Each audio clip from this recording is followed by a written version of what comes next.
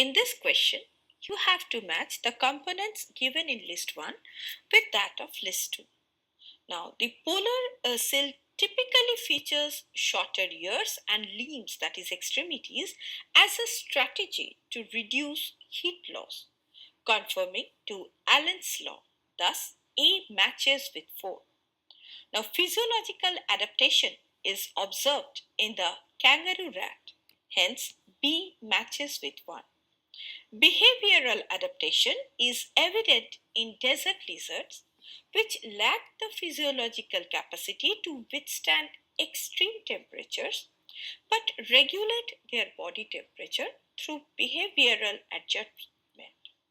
Thus, C matches with 2.